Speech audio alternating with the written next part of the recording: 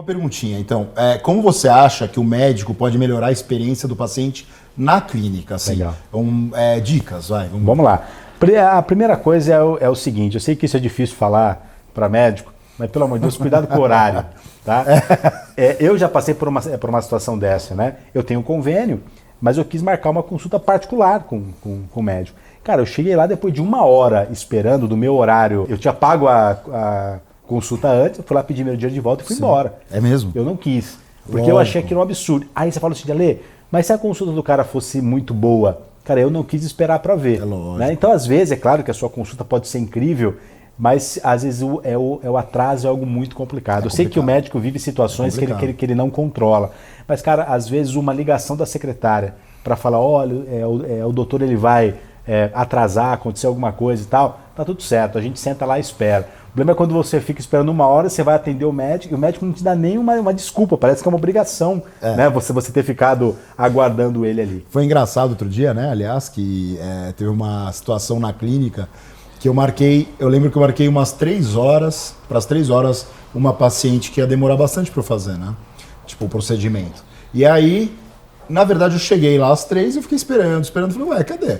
Aí as meninas falaram, não, é que ela tá fazendo um teste genético na outra sala. Eu falei, moça, mas é rápido, é porque elas estão conversando. Foi passando o tempo. Sabe que horas que elas surgiram, assim? 10 para 5. Meu Deus. Eu fiquei, quase 2 horas esperando. Então, eu passei pro lado do paciente. Pô, que demora. E aí, sabe o que aconteceu? Eu tinha 2 pacientes marcados para 5. Um para 5, um para 5 e 10, que era um retorno e outro paciente. Aí eu falei, não, agora vai esperar, porque eu não vou deixar meus pacientes das 5 esperando, porque eles chegaram no horário. E aí elas entenderam, elas tiveram que entender, porque você não acha que seria sacanagem, né? O horário é muito ruim, sabe? Eles vieram, né? Não, o horário é muito ruim, isso é uma das coisas. Mas eu já tive paciente que foi embora. Não, estressa mesmo. Porque é muito triste isso. Agora, eu mando desculpa, mas é muito chato. Muito. Agora, quando a gente fala sobre experiência, a gente tem que entender o seguinte. A experiência, ela contempla toda a trajetória do paciente na tua clínica. Então, por exemplo, desde a hora que ele chegou, o estacionar o carro, né? Às vezes você está num prédio que você tem uma portaria do prédio que você não controla, você tem que entender como que aquilo tá funcionando lá, até o momento que ele chega, se o ambiente é bom, se ele é bem recebido. E principalmente, eu acho que a grande experiência para mim é quando ele entra no consultório e ele tem um cara ali dentro que é humano. É isso. E a grande experiência para você se diferenciar é você se colocar no lugar do paciente e fazer a seguinte pergunta: qual é a expectativa que ele tem? Então hoje, quando o cara vai a um médico, qual é a expectativa que eu tenho, né? Cara, eu penso num cara lá todo engravatadinho, bonitinho, que vai me atender mais ou menos, vai me dar alguma informação. Se eu já sou surpreendido nesse momento, eu encontro alguém humano, que me atende bem, que realmente conversa comigo, que demonstra uma preocupação comigo, mais importante, tá? Que me dá uma aula durante a consulta. É importante. Isso é vital. O cara que me ensina. Então, acho ele te explica o que vai acontecer. Exato. Ou o que está acontecendo. Isso é fundamental, porque aí eu sei que ali tem alguém humano. Então, acho que a cada vez que a gente humanizar as coisas, mais você vai provocar uma experiência de verdade. E ele te transparece conhecimento, né? Porque o cara que está te explicando, claro. te passando ali, então sabe, hoje não dá mais para você fazer uma entrega de qualquer jeito. Você tem que, efetivamente, você precisa fazer com que aquelas pessoas entendam que ali tem gente cuidando de gente. Eu acho que a grande experiência para mim está aí. Quando eu, como médico, entendo que eu acho que é só mais um, Sim. Realmente você vai perder esse lado humano e perde a grande experiência que você pode proporcionar. Além disso, voltando no negócio do estacionamento, eu trabalhava numa clínica, né? Minha clínica era aqui em Higienópolis, né? Mas aí tinha um estacionamento era um prédio que tinha um fleury embaixo. O estacionamento é uma bagunça. Não, sério, as pessoas ficavam meia hora para entrar e meia hora para sair. Coisa a perder paciente, porque as pessoas não aguentavam mais. Agora, um pouco assim das palestras. Para suas palestras para médico, eu já vi, eu adoro, é muito legal. Você comenta sobre o público de pacientes leigo, adepto e desinteressado, né? Explica para nós um pouco sobre isso. Explico sim. A primeira é o seguinte, eu costumo dizer que a comunicação do médico, isso não é exclusivo do médico, mas principalmente do médico, a comunicação dele é muito técnica e ela atende apenas o paciente que é adepto. O que eu quero dizer com isso? O cara que já utiliza, né? No teu caso é o seguinte, o cara já usa o Botox, o cara já tem um certo conhecimento sobre preenchedores e tudo mais, então ele conversa com você, mas ele segue outros médicos também, então a oferta para ele é muito grande. E aí você tem uma grande parcela de um público que é um público leigo. O que é esse público? É o cara que nunca fez, que nunca fez nenhum procedimento, que não conhece, que não sabe quanto custa, que não tem informação nenhuma. E esse cara, ele tem que ser doutrinado, ele tem que ser ensinado. Então eu, por exemplo, há uns meses, antes de te conhecer, aliás, né, eu era muito feliz, né, porque eu... Lembra? Nossa, uma vez ele me fez passar tanta vergonha. Tava lá, né, no lançamento do livro, inclusive, né? Aí ele foi, não, porque o meu dermatólogo... Aí começou a contar essa historinha que ele vai contar agora. Aí eu era muito feliz.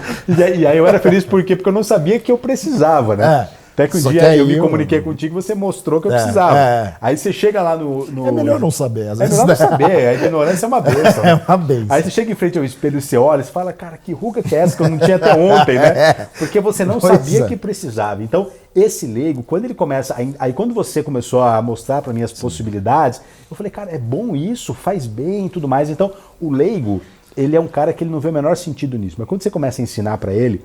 Por exemplo, quando você me ensinou que Botox, por exemplo, era algo preventivo, sim, isso me convenceu muito. Eu falei, pô, isso é muito legal. Então muita gente não sabe. Então, quando o médico ele vai nas redes para vender procedimento, ele só conversa com um público que já faz. Sim. Quando você ensina as pessoas, você começa a pegar um público que é o maior público ali. Sim. Porque pensa hoje você atende uma determinada carteira área de cliente, mas ele é ínfima, perto do público que você pode atender. Então a gente precisa aprender a se comunicar com esse público leigo. Claro que tem uma fatia dos desinteressados, você pode falar o que você quiser, que eles não estão, que eles não vão interagir contigo. Saber. Mas essa parte aqui da pirâmide, que são os leigos, a gente precisa abordar esse público. E como que eu faço isso? Falando para leigo. Então, promovendo conteúdo, interação, mostrando coisas que o leigo não sabe. Porque o cara que é adepto, para ele tanto faz se o cara sabe que aquilo é prevenção ou não. O cara faz porque ele gosta. Claro. Só que para o leigo é importante saber. Então, a gente precisa ter, nas nossas comunicações, explicar para as pessoas que são leigas. Porque o público adepto, ele é uma fatia muito pequena e muita gente briga por ele. Sim. E o óbvio deve ser dito, não é? Porque sempre. Óbvio para mim.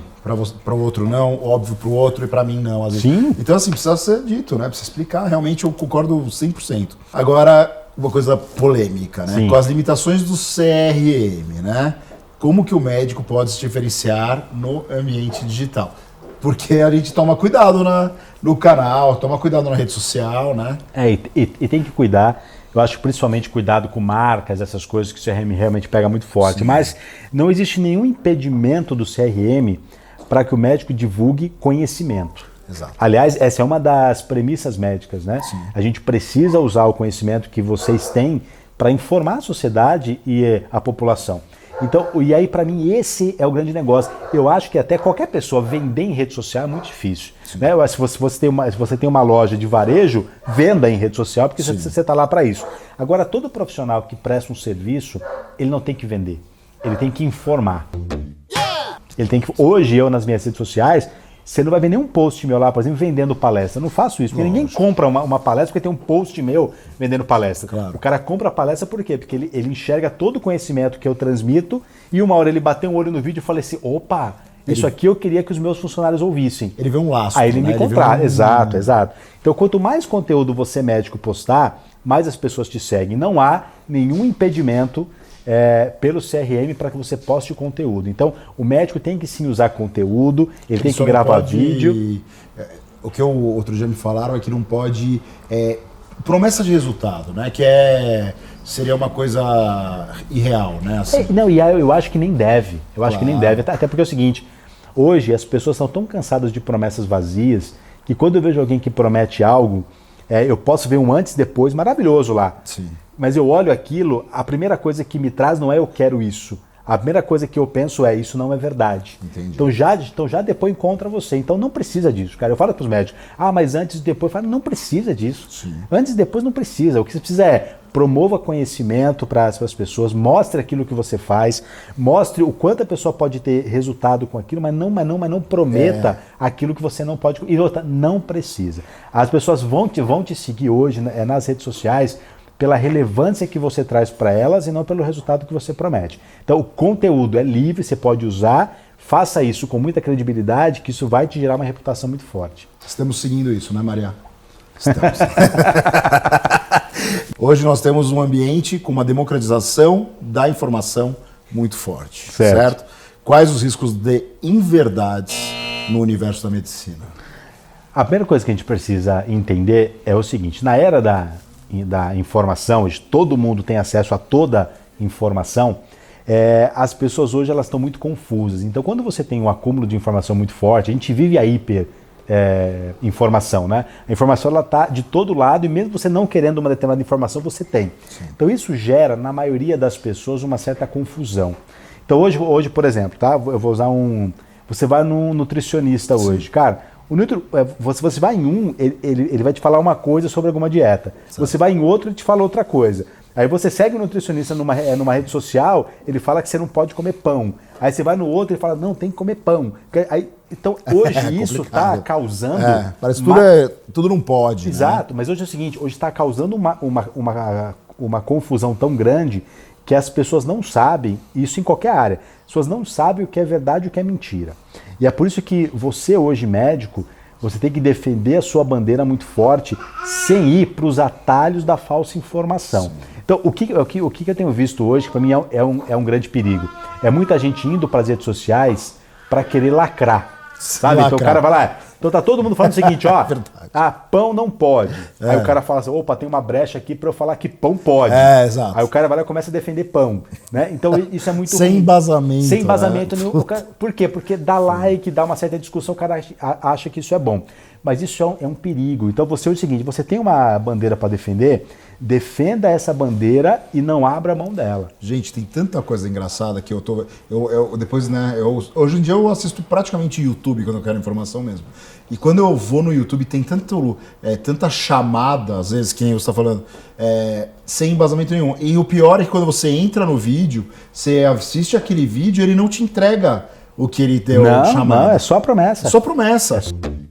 Então, porque hoje o que tem nos vídeos, né? As pessoas chamam isso de headline, né? Então você bota um cabeçalho no vídeo muito legal e provocativo. E aí a pessoa, quando olha aquele headline, ela fala assim, opa, deixa eu agora assistir o vídeo. O vídeo não entrega. Cara, isso causa uma revolta, porque é o seguinte, por que a headline então? Que é só para gerar uma certa confusão e só para gerar um certo debate. Mas isso é um tiro no pé, não faça isso. Então, essas inverdades, elas causam no público algo muito ruim, que faz com que ele pare. E aí no próximo vídeo ele fala, isso eu não quero assistir. E o cara para de te seguir. Então, a democratização hoje, ela resumindo bem a tua conversa, hoje a gente tem um público que está confuso com toda a informação. Então você tem uma corrente que diz, use filtro solar. Aí tem uma corrente que fala, não usa porque isso é coisa da indústria, a indústria quer que você use filtro solar. As pessoas falam, e aí, o que eu faço? Cara, aí não adianta você, que é um dermatologista, falar assim, não, eu vou para uma onda aqui para falar para não usar, porque... Não, cara, defenda a tua bandeira e vá até o fim com ela. Porque quando você tem uma bandeira e você define, esses modismos passam. Só que a tua bandeira que você defende, ela fica. É verdade. E aí você não porque não chama atenção, né? Tem muita gente que chama atenção nas redes sem ter embasamento. Não, e aí é pra lacrar. Só que essas pessoas vão e passam, sabe? Então quando você pega uma bandeira... Aí você fica. Você fica, porque se passa o modismo, tipo você... Tipo o Drauzio Varela, que você falou. Exato. Porque... O cara, ele te dá realmente, ele te passa uma informação legal e útil, né? Exato. Sem modismo. Sem modismo. Né? Você pode ver, aí surgem os modistas, o cara estoura. Só que depois esse cara some e o Drauzio tá lá. Tá lá. Tá firme e forte. Eu acho que essa é a questão, Muito legal. Agora, para terminar, agora para descontrair, a gente vai perguntar sobre a sua história engraçada da alergia. Por favor. Várias, cara, são várias. Então. Mas eu tive uma vez, foi a mais icônica de todas. Aliás, se tiver foto, mostra. Mostra a foto. Eu tenho uma alergia que eu não sei qual é a... Eu já fui em vários alergistas, já fiz testes e tal. E aí depois eu vou até te perguntar o que você acha que pode ser. É muito louco isso, é muito louco isso. Ela é uma alergia que ela me causa um inchaço, geralmente nas extremidades, mas e algumas vezes ela já foi na boca. Na boca. E uma vez eu tinha uma entrevista marcada com um programa da Record, num dia, era uma segunda-feira e tal, e eu acordei, cara, o lábio superior, ele estava completamente inchado, parecia um pato, sabe aquele... Gente, a gente acabou de fazer vídeo sobre isso, né? A gente acabou de falar sobre angioedema. Provavelmente é o angioedema. A gente, óbvio, vai fazer consulta aqui com ele, mas... Cara, eu cheguei lá para aqui e falei, gente, hoje eu não vou poder fazer a entrevista, aconteceu um processo alérgico comigo e tal. Não, mas não dá para fazer. Uhum. Eu falei, não, eu acho que não vai dar. O pessoal, não, mas faz um esforço. Eu falei, peraí, tirei uma foto e mandei os caras. Não, peraí que a gente vai desmarcar a entrevista.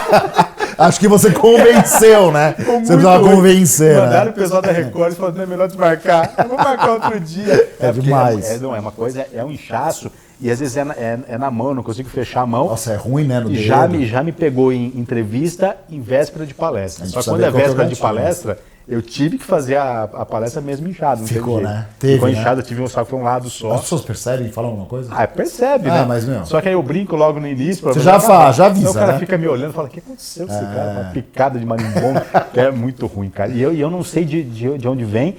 Um médico uma vez me disse, eu quero te perguntar se isso faz sentido, que pode ser um processo emocional. Então, aí é que tá. Olha que interessante. O angioedema, ele tem tudo a ver com a urticária. Sim. Né? Você tem urticária? Que é aquelas lesões que aparecem, às vezes fica coçando. Não, O corpo não. Não, é só o inchado. Mas tem tudo a ver o mecanismo. E um dos mecanismos que não é totalmente explicado, tem um negócio chamado urticária colinérgica, que tem a ver totalmente com o estresse. Então a pessoa fica estressada e fica com essas placas. Pode ser que o seu gatilho seja o mesmo? estresse. Olha que coisa louca. Às vezes quando é algum evento importante ou quando a minha esposa briga comigo, que é toda semana, né? E aí toda semana eu tenho alguma coisa. Nossos relacionamentos, uai. Não é assim mesmo. Aí fica com tudo, né? Mas inchaços são pesados, cara. Agora, graças a Deus, já faz um tempo que não ocorre. Mas a única explicação plausível porque não tem relação com alimento, sabe? Eu já pesquisei, fiz uma época, fiquei um mês anotando tudo que eu comia Você e tal. comia pra ver se e era alguma nada coisa. deu. Não é. Não é. Gente, tem gente que tem por suor, urticária. Tem um monte de coisa. Precisa investigar muito bem, né? Queria agradecer o Ale demais, Obrigado. como sempre. Ó, best-seller de verdade. É sério. Estamos chegando, É verdade. Não, ele fica tamo chegando. Vai na livraria, você vai ver que tá lá em cima na primeira. E o meu, ó, tem até uma dedicatória, tá? Porque eu fui no lançamento. É isso aí, não é? é isso aí. Por favor, ó, não negocie com a preguiça. Olha aí, ó, a prática do engajamento para o pleno desempenho do nosso canal. Brincadeira. Quem quiser te encontrar, como é que faz para? Acho que o modo mais fácil hoje, Instagram, Ale Prates Oficial, mas tem nosso site também, alexandreprates.com.br. Então, esses dois caminhos aí são os mais adequados. Vamos seguir ele, que ele tem conteúdo de primeira, tá certo, gente? Obrigado a todos. Então, gente, ativa o sininho aí, tá? Se inscreve no meu canal, 10ª vez que eu peço pra vocês. E curte aí Eu nosso já tô vídeo. inscrito lá. Já tá inscrito. Tô lá. Um beijão pra vocês, gente. Valeu.